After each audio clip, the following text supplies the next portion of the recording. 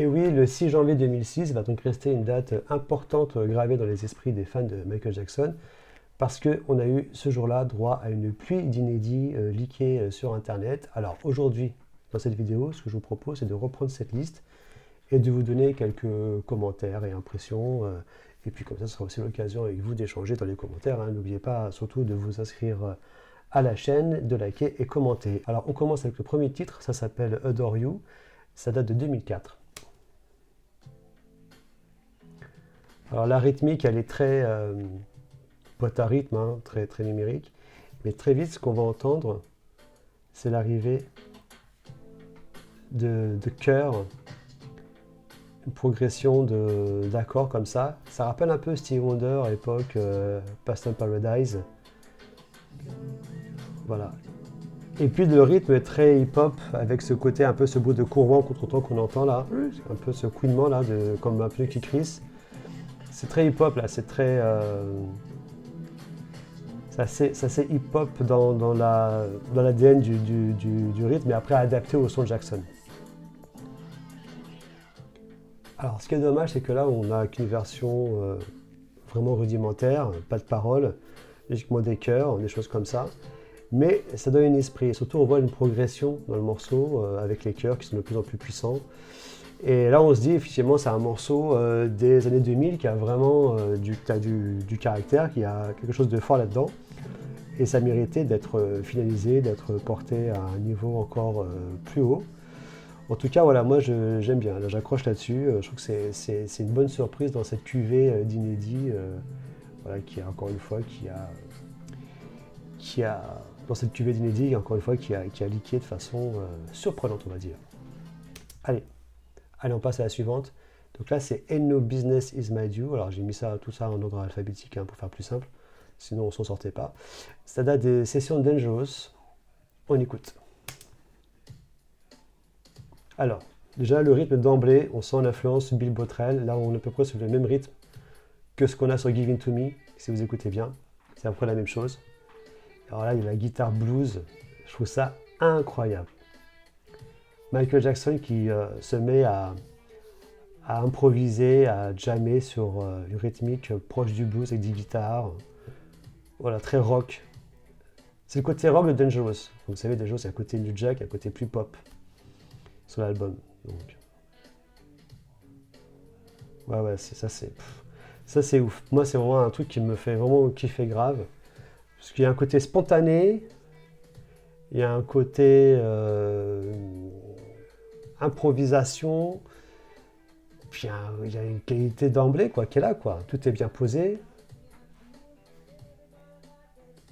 Et puis Michael qui chante là, avec son côté un peu comme ça, en train de scander. Ouais, c'est le côté rock de Michael que moi j'aime bien entendre. Voilà, et c'est très bluesy quoi. Alors moi j'ai envie de faire écouter ça aux gens qui réduisent Michael à toujours l'image du roi de la pop, Billie Jean, Petit Thriller, qui sort pas de ça, pour leur montrer que Michael c'est vraiment aussi des choses beaucoup plus deep, encore plus inspiré, enfin très différent de ce qu'il fait d'habitude quoi. C'est quelqu'un qui n'hésitait pas à sortir des sentiers battus et il expérimentait. Voilà, je vais pas parler d'autres artistes, mais souvent on dit que Michael était comme un produit marketing ou autre. Bah non, c'est quelqu'un qui est en studio, cherchait des sons, expérimentait, c'est de trouver d'autres pistes. Et alors là, franchement, ce genre de chansons, enfin ce genre de beat comme ça, improvisé avec des paroles dessus. Alors c'est difficile à l'exploiter dans le commerce comme ça, mais ça aurait pu être un bonus track facile. C'est un bonus track de Dangerous réédité avec des bonus en plus. Ça pouvait largement passer, je pense. Ça aurait pu être un petit goodies en plus. Sans dire que c'est une nouvelle chanson, mais une démo ou une jam session, quoi. Ça aurait vraiment été top. Allez, on continue. Bombay Nights. Alors Bombay Nights, ça date apparemment des sessions History. Là, on a droit à un instrumental. Et ben, on va écouter ça. On va voir un petit peu à quoi ça ressemble. Alors, d'emblée sur le rythme, ça me rappelle, vous savez, ce moment dans Ghost où on est entre Ghost et Too Bad, quand le maire se transforme. Il y a ce côté où il se cherche, il commence un peu à bouger, où où il devient un peu ce personnage qui va danser de façon un peu grotesque. Donc il y a ça. Et en même temps, il y a des kicks, il y a des nappes de synthé, de basse, ça rappelle un peu de jam. Donc on dirait un petit peu un jam version history, avec la rythmique vraiment bien syncopée, avec la basse bon, qui appuie bien le premier temps. Donc efficace, bon, dommage que, encore une fois, c'est qu'un instru, il n'y a pas plus. Donc on sent que c'est une ébauche. Mais encore une fois, un morceau comme ça, porté à maturité, ça aurait pu être quelque chose d'assez intéressant, d'assez cool à écouter avec la voix de Michael, tout simplement, parce qu'on aurait aimé avoir sa voix dessus. Bombay Nights. Donc c'est Jam version Bollywood. Je sais pas. Bombay Nights. Bah écoutez, en tout cas, ça a le mérite d'avoir été entendu et le rythme est intéressant. Mais voilà, on n'a pas plus malheureusement. Allez, on passe à la suite. Boy No, alors Boy No c'est très court, c'est un snippet de 13 secondes, j'ai retenu parce que je trouve ça intéressant. Alors Boy No, en fait, ouais, là, le truc c'est que une fois de plus, on se rend compte que dans les années 2000, enfin plus ça allait dans le temps, plus Michael était vraiment porté sur les ballades, quoi. C'est vraiment un truc qu'il aimait faire, les belles ballades, les belles mélodies, de la guitare, des cordes, sa voix qui soit fait des chœurs qui se démultiplient, ou sa voix qui est en solo, qui fait des jolies mélodies. Donc ça c'est vraiment intéressant, moi j'aime bien, bon là sur 13 secondes c'est un petit peu chaud de juger plus, d'en dire plus, de pouvoir avoir une opinion plus précise, mais de ce qu'on a ça a l'air vraiment très intéressant. Allez on passe à la suite. Donc là on est sur Breathe, alors il paraîtrait que c'est la toute dernière chanson sur laquelle il a travaillé Michael jusqu'en juin 2009, quelques jours avant son décès d'ailleurs. Donc là instru pur, que des cordes, que des mélodies, encore une fois de la ballade.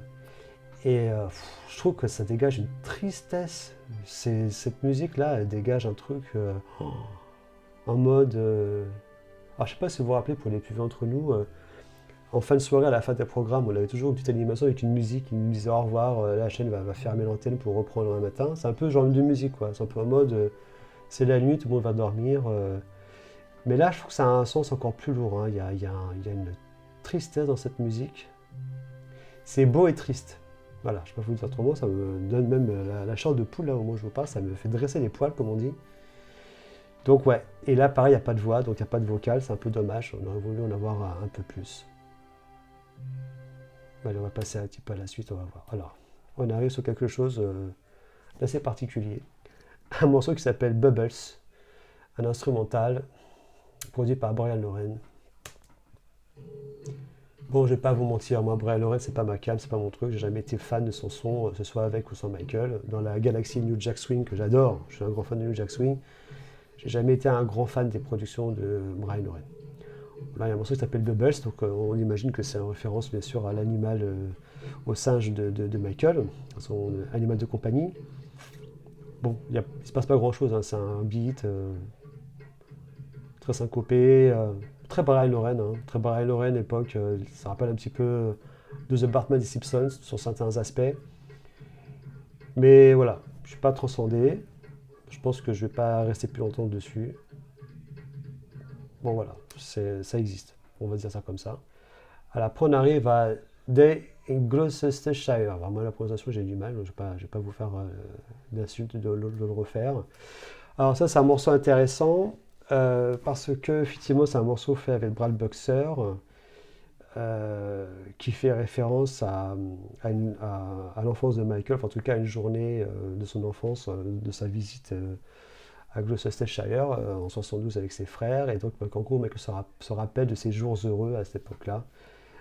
Donc une très belle chanson qui a été finalisée, donc là c'est le mix de 2008, et sur lequel effectivement, alors pour le premier leak qui était un peu moins complet, il y a plusieurs leaks hein, de cette chanson, enfin en tout cas le premier leak je crois de 2014, un truc comme ça, était différent. Là on est sur une version différente, un peu plus finie, plus aboutie, c'est la version qu'on appelle ça finale, enfin finale, en tout cas la dernière qui a été faite, et bon elle n'est pas complète encore une fois, mais franchement moi j'aime bien.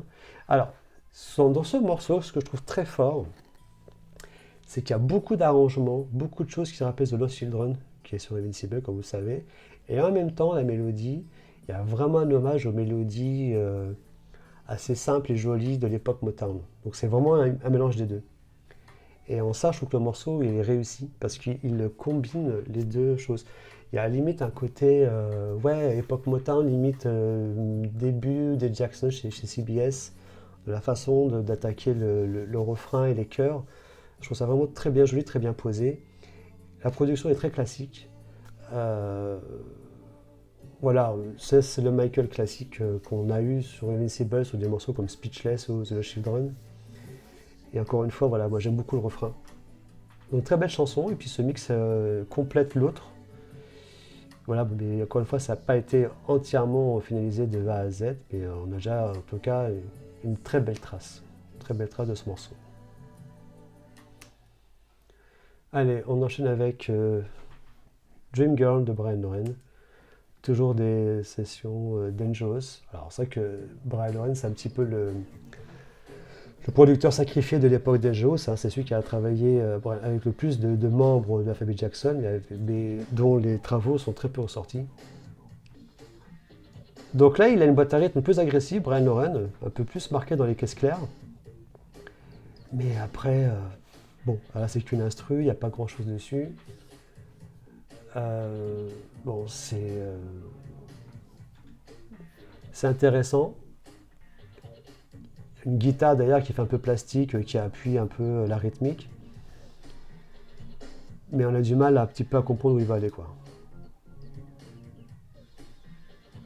Je comprends pourquoi ça n'a pas été gardé, voilà. Après, c'est intéressant. Alors après, on a un morceau de choix, c'est Earth Song, mais la version avec la batterie électrique, enfin en fait, la batterie non acoustique, on va dire, pour Earth Song. Alors c'est intéressant, parce qu'on se rend compte qu'effectivement, on a gagné au change quand Steve Ferron a insisté auprès de Michael. Alors Steve Ferron, c'est le batteur, il a dit à Michael, écoute, je pense qu'il vaut mieux que tu me laisses faire une prise avec une vraie batterie, tu verras la différence, et là on comprend que le morceau avec la batterie, il s'envole. Le mix final de Earth Song, voilà. Donc là c'est intéressant parce que sur la partie finale, sur les adlibs, c'est les adlibs qui sont ceux de la démo en fait, hein, où on voit que la voix de Michael est en falsetto et pas en version criée. Mais bon, c'est Earth Song, donc Earth Song c'est un chef-d'œuvre absolu de Michael Jackson. Mais effectivement, il est d'autant plus que sur la partie instrumentation, sur la partie musicale, voilà, le fait d'avoir une vraie batterie, ça fait quand même la diff. Alors Family Thing de Brian Loren version. Ça rappelle un petit peu ce moment de transition entre Too Bad et Ghost. Mais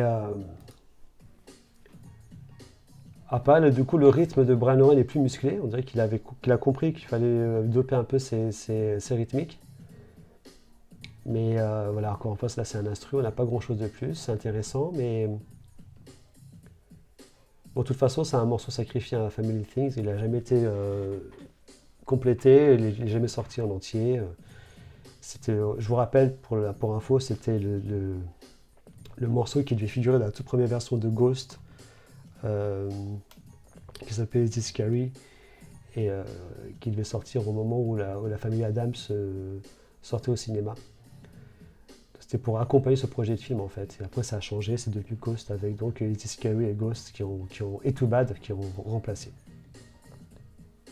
Allez, on passe à la suite. Garbage. Alors là c'est long. Alors, Garbage, production de Brian Loren, qui a des choses intéressantes dedans parce que ça rappelle le son très industriel qu'il avait notamment fait pour Janet, le titre Work, que je vous invite à écouter. Donc une chanson qui est, encore une fois c'est uniquement un instru, donc là on a vraiment que le rythme. Ça peut rappeler un petit peu par certains moments ce qu'on retrouve sur Get Up Get Away par exemple, avec certains kicks de samples de cuivre ou autre. Mais voilà, après ça va pas plus loin. Donc, et par contre il y en a pour 9 minutes, donc c'est 9 minutes du même rythme avec des variations un petit peu, mais c'est pas grand chose quoi. Mais par contre voilà, pour le coup c'est un son assumé, plus industriel, que moi je trouve intéressant, animé chez Brian Loren, en tout cas plus intéressant que d'autres choses qu'il a pu faire. Allez, on continue. Alors après, il y a l'ensemble de Give In To Me de 18 minutes. Alors ça, pour celles et ceux qui ont assisté au séminaire de Brad Sundberg, effectivement, c'est un un des grands moments de son séminaire parce qu'il y avait la version, je crois, qui durait 34 minutes, un truc comme ça qu'il avait, et donc il nous passait des extraits de ça. Donc là, on comprend le processus créatif de Michael sur Give It To Me, qui est assez intéressant. Et donc là et donc le rythme rappelle un peu ce qu'on a eu au tout début de la d'écoute, et No Business is Mad You. Donc on sent que tout ça, c'est la même boucle de rythme qui a été déclinée après, qui a donné naissance aux uns et aux autres. Après, on a Hallucination de Steve Porcaro. Ratos Demo. Alors, Steve Porcaro, là, qui se retrouve dans le piège de Human Nature, qui va en fait partir d'un chef-d'œuvre comme Human Nature et qui va en faire des petites sœurs. For All Time, Hallucination. On est sur la même thématique d'accord, le même côté un peu balade rêveuse. C'est bien, mais je trouve que moi ça apporte rien de plus au débat de ce qui a déjà été fait sur Human Nature et sur For All Time. Là, c'est la démo de Porcaro. Donc c'est bien, la chanson est intéressante, mais voilà, on comprend aussi pourquoi elle n'a pas été, comment dire, publiée par Michael. C'est intéressant, mais voilà, je n'y trouve pas une grande innovation là-dedans. Après, c'est bien écrit, il n'y a rien à dire là-dessus. Alors après, on va passer à Innocent Man. Là, on est sur les sessions history. Ah, c'est un make-up très intéressant, là, en mode... ouais, écriture très américaine, là, très en mode... bon, j'ai pas que... On a l'image d'un cheval qui galope dans les plaines du Far West, c'est pas... ça peut faire penser à ça, mais il y a un côté vraiment intéressant dans le thème musical, dans les arpèges de guitare, dans les petits accords là qui arrivent. Et ce qui va vraiment être top, c'est au moment où il y a l'espèce de refrain avec les chœurs de Michael qui arrivent, et là, sa voix démultipliée sur les chœurs, c'est juste magique. Ça, c'est pareil, c'est un morceau qui aurait mérité d'aller plus loin. Je sais pas trop la guitare derrière qui appuie le rythme un peu, qui fait un peu un effet plastique là, qui n'est pas très naturel. Mais sinon, le rythme est bien. C'est bien posé, et puis bah, surtout, après Michael va arriver là, il va nous faire son petit coup de cœur là. Enfin, c'est les cœurs qui vont arriver. Voilà, pour ce moment-là arrive. Innocent Man, alors c'est sur History, on peut se dire que vu le titre, ça faisait sûrement référence à quelque part par une image, par une parabole, hein, à ce qu'il a vécu avec l'affaire Chandler. Puis voilà, il y a la fin du typique jacksonien, la fin du refrain, où il termine le refrain a cappella avec une série de notes, un peu à la Dans a Part of Me, tout ça. Non, rien à dire. Ça, franchement, c'est un très bon morceau. Je suis content qu'il soit... qu'on puisse l'entendre, quoi, tout simplement. Allez, on va passer alors là, à quelque chose d'un peu plus costaud encore. On va monter un peu en puissance. Neverland Landing, bien sûr. Alors, chanson que Michael avait enregistrée pour le projet Peter Pan avec Steven Spielberg. Bon, Steven Spielberg qui lui a, bien sûr, comme vous le savez, fait à l'envers avec cette histoire de Hook en 92. Et donc, chanson... en tout cas conçu en 83, et donc là ce serait une version de 86 qui serait logique, parce que si vous écoutez bien la boîte à rythme, les arrangements derrière, enfin les instruments, si vous écoutez à côté de ça les démos de Free ou de Fly Away, on est sur la même charte musicale, quoi. On est sur les mêmes sons, on est sur les mêmes types d'instrumentation, le même type de démo en fait. Donc c'est pas impossible que ce soit quelque chose qui a été un petit peu remixé, revu au goût du jour en 86. Bon, c'est joli, rien à dire. Moi, ça me rappelle beaucoup les compositions de Michael avec Buzz Cohan, Sky of the Moon ou des choses comme ça, voilà, où il y a un côté un peu comme ça, très Disney, très rêveur. Et aussi un petit peu la chanson Sing Voices, qui est aussi un autre inédit qui avait leaké dans les années 2010. Et pareil, très lyrique, très joli. Bon, là on s'imagine en train de voler avec Michael au-dessus de Londres, dans Peter Pan. Donc c'est... une très belle chanson, un morceau de choix. C'était surtout un mythe, hein, cette chanson, chez les fans. Depuis très longtemps, ça a donné lieu à pas mal de fantasmes. Donc voilà, le voile se lève entièrement sur Neverland Landing. Très belle chanson, magnifique. Alors là, on va arriver sur un des derniers enregistrements de Michael qui s'appelle Remember What I Told You, 2008. Alors le début a cappella, il est juste captivant, hypnotisant. Sa voix, elle est sublime. On sent qu'il y a un petit effet dessus, un léger effet, je pense, de l'autotune, mais très léger, hein, pas l'autotune à la Joule, hein. Mais vraiment comme un correcteur très léger dessus, on entend un tout petit peu, hein, c'est vraiment très subtil. Il faut rappeler que la première qui avait vraiment popularisé l'autotune, c'était Cher, hein, avec If You Believe, fin des 90 de mémoire. Donc là, ça commence à cappella, après Michael demande un playback, enfin une bande son pour l'accompagner, et ça part. Alors c'est court, hein, ça dure 1 minute 30, bon, alors, c'est juste waouh, ça c'est vraiment le Michael mélodique, amoureux de la mélodie, amoureux des beaux arrangements, voilà, amoureux des belles envolées comme ça, de chœur. C'est vraiment le Michael que j'aime beaucoup, ça aussi. Très porté sur la ballade et sur les belles harmonies, les belles mélodies. Donc c'est parfait, ça c'est beau. Alors c'est dur à sortir ça pour un truc de 1 minute 30, mais ça aurait pu le faire, hein, en mode, je sais pas, interlude entre deux chansons, un truc comme ça. Moi je pense que c'est... Pensez bien que, au lieu de sortir ça, les Stats c'est parti sortir des chansons des Cassio, quoi. C'est quand même dingue, quoi. On se dit qu'il s'est quand même passé un truc qu'on n'a pas tous compris dans nos vies. En tout cas, eux, ils n'ont rien compris, je pense. Mais bon, c'est pas la première fois, c'est pas la dernière fois, j'ai bien peur. Alors, on va passer à Throwing Your Life Away, qui est né pendant les sessions, comme vous savez, de l'album Bad. Et donc là, c'est la version de 9 minutes 30, hein, pardon, 9 minutes 5, mon Dieu, qu'est-ce que j'ai dit 9 minutes 5 qui a leaké, qui date de 88. Il faut savoir que Nephew, qui travaillait beaucoup avec Michael, avait remixé la chanson en 2010 pour l'album posthume Michael, qui n'a pas été retenu, encore une fois.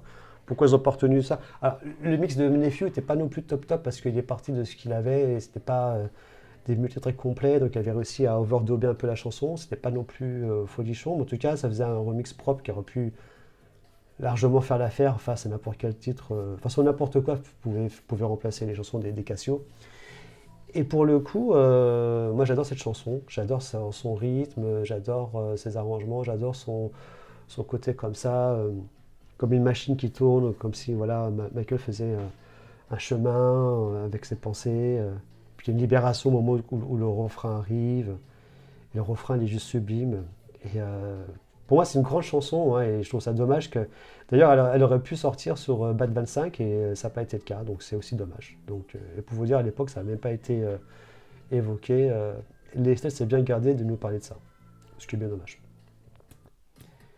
Alors après on va passer à autre chose qui est très intéressante, c'est Willing and Waiting, et ça c'est un morceau qui date à peu près de 94, et que alors là ça a été proposé en ligne par notre ami William Swing, un grand fan de New Jack Swing, et qui est en fait une démo d'une chanson composée par Babyface et avec en lead vocal John B, le chanteur John B pour ceux qui connaissent. Et on est vraiment dans le R&B années 90, vraiment dans le R&B cool, mid-tempo. Ça s'appelle Willing and Waiting et franchement ça aurait pu le faire sur History. Moi j'aurais mis ça à la place de You're Not Alone par exemple, un truc comme ça. Vraiment voilà, avec un rythme un peu lancinant comme ça, un peu vraiment R&B cool quoi de l'époque. C'est bien foutu, c'est bien écrit, hein. De toute façon c'est Babyface, donc Babyface c'est pas un manchot, donc il sait quand même composer les chansons, cet homme-là. Et puis en plus Down the Line et de You Are My Life, ça aurait été une collaboration super intéressante entre lui et Michael, quoi. Ce film-là, on était sur un truc plus mid-tempo, parce qu'on a eu après que des ballades On the Line et You Are My Life, qui sont intéressantes, hein. Mais moi j'aime bien ça. Willing and Waiting, ouais, ça j'aime bien. Ça me botte bien. Allez, on va terminer avec cette dernière chanson de cette salve incroyable d'inédit. Alors, ça s'appelle World of Candy, ça date de 2003. Bon, alors, c'est vraiment là le côté super enfantin de Michael. Alors, on est dans It's a Small World de Disney. C'est très les chansons enfantines américaines, quoi, anglo-saxonnes. Donc c'est bien, mais bon, je comprends pourquoi c'est pas forcément sorti. En tout cas, ça n'a pas été. Enfin, en tout cas, je pense que c'est inexploitable en single. On peut pas en faire grand-chose. Et voilà, pour les fans qui aiment ce côté de Michael très Disney, très enfantin, ça c'est vrai que c'est un bon petit bijou. C'est une sucrerie qui fait du bien et qui est intéressante. Voilà. World of Candy, donc le monde des bonbons, le monde du sucre. Sauf que là, c'est bien sucré quand même, hein. C'est intéressant. Voilà pour cette sélection d'inédits, donc qui est vraiment une livraison surprenante pour ce début d'année 2026. Alors, on est qu'en janvier, donc on a ça. Il y a plein de choses qui sont de fuite en ce moment. Vous avez aussi peut-être vu ces enregistrements live de 81 des Jacksons au Triumph Tour qui ont aussi été mis en ligne récemment. Là, c'est sublime aussi parce que c'est vraiment le concert en entier. Il y a des versions de Shake Your Body qui, je crois, qui dépassent les 12 minutes ou un truc comme ça. C'est un truc comme ça, ouais, 12 minutes 15. C'est vraiment des choses très intéressantes. Bon, je pense que 2026 va être une année très jacksonienne, on espère dans le positif. Bon, il faut garder à l'esprit, il faut qu'on reste vigilant. Il ne faut pas justement qu'on manque de vigilance sur les potentielles attaques qu'on a vues récemment avec les fameux fichiers Epstein, où ils ont encore une fois plus essayé de faire passer Michael pour ce qu'il n'est pas. Après, ce qu'on peut dire, c'est qu'il y aura aussi sûrement, alors au Super Bowl, on nous promet une surprise avec un spot, enfin en tout cas un trailer de plus de 2 minutes sur le biopic Michael. Voilà, les choses arrivent tranquillement et sûrement, et je pense que là, on est à l'aube d'une grosse année, donc en espérant qu'elle se passe bien pour toutes et tous. Et j'en profite d'ailleurs pour vous adresser mes meilleurs voeux pour l'année 2026. Voilà, donc ça c'est fait. Santé et paix avant tout. Et puis voilà, donc cette sélection, je la trouve très intéressante, très riche, très variée. Bon, inégale forcément parce que c'est des choses soit instrumentales, soit plutôt complètes, donc il y a vraiment de tout. Donc chacun il verra un peu ce qui va lui convenir et lui plaire. Mais moi en tout cas, j'étais très content de voir qu'effectivement, surtout dans les années 2000, on avait encore un Michael très inspiré, très fort, malgré tout ce qu'on a pu dire par rapport à Invincible ou autre. Il y a quand même des morceaux qui en avaient dans le bide, et si ça avait été plus loin en production et bien sûr en enregistrement, on aurait pu avoir encore de nouveaux chefs-d'œuvre, je pense. Voilà, je vous remercie d'avoir regardé cette vidéo. N'oubliez pas de vous abonner, de liker, de commenter. C'est super important pour cette chaîne, comme toutes les chaînes d'ailleurs, hein. Je n'ai rien inventé. C'est comme ça, c'est la loi de YouTube et des fameux algorithmes. Je vous dis à très vite. Écoutez, bonne écoute avec ces inédits ou aussi d'autres choses, hein. N'oublions pas aussi de réviser toute la discographie de Michael à l'approche de la sortie du film. Il y a plein de pépites. Je pourrais toujours vous dire, bien sûr, d'écouter aussi toute la carrière de Michael avec les Jackson 5 et les Jackson. C'est vraiment aussi très intéressant et très riche. Et puis, bien sûr, les grands classiques de Michael, toutes ses participations aussi. Et puis, bien sûr, les inédits qui fuitent. Alors voilà, c'est comme ça. Donc, je pense pas qu'il faut se sentir coupable ou autre d'écouter ça. C'est aussi un petit peu le travail de l'estate de sortir les choses comme il le faut. Et puis après les leaks, ça a toujours été comme ça dans la galaxie de Michael Jackson. Ça a toujours existé et je pense que ça existera toujours. Voilà, c'est comme ça. Je vous remercie. À très vite pour une nouvelle vidéo et prenez soin de vous. Salut.